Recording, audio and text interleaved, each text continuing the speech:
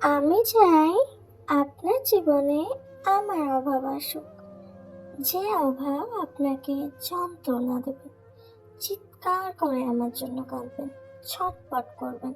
আমি চাই এই পৃথিবীতে আপনার দিকে কেউ না নজর দেয়। এই যে একটা ছেড়ে আরেকটা ধরার যুগে আমি কল্পনাতে আপনাতেই আসক্ত। এই যে আপনি আমার ডাকে সাড়া দেবেন, এই অপেক্ষায় কল্পনায় মুগ্ধ। এটা কি ভালোবাসা নয়?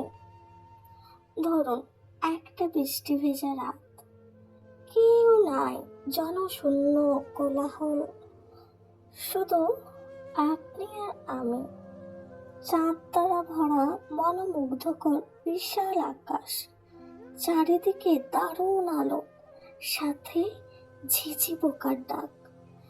ধরুন, দুটো চেয়ারের সাথে দুটো কফির মগ, মৃদু মৃদু বাতাস, সাথে আপনার ঠোঁটের গানের আভাস, দুজনের মুখোমুখি জোনাকি পোকার বসবাস। আপনি ধরতে চাইছেন গান, আর আমি জন্ম দিতে চাইছি শব্দ দিয়ে কবিতার প্রাণ। স্বপ্নে কোনো রং নেই, তবু স্বপ্ন রঙিন। ইচ্ছের কোনো ডানা নেই, তবুও উড়ে সীমাহীন। ইস, কি বোকা বোকা ভাবনা আমার! এই যুগে আমি কল্পনায় ভাবতে থাকি আপনাকে। দেখুন, কল্পনা কখনো বাস্তব হয় না, তাও আমার কল্পনা কল্পিত আপনাকে নিয়ে। মিস করলে যদি নোটিফিকেশন যেত, হ্যাঁ, একটা রাতও ভালোভাবে ঘুমাতে পারতেন না। আপনার জন্য সব সময় দোয়া করি গো, আপনি যেন দূর থেকেও ভালো থাকেন। কারণ জান্নাতে প্রথম দেখা হবে নিজের জীবন সঙ্গীর সাথে।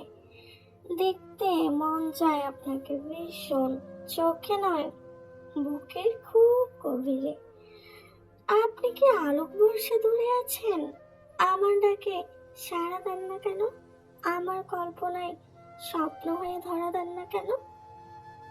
মানুষ নির্দিষ্ট মানুষের কাছেই বোকা হয়, নির্লজ্জ হয়, পাগলি হয়, বেহায়া হয়, সবার কাছে নয়।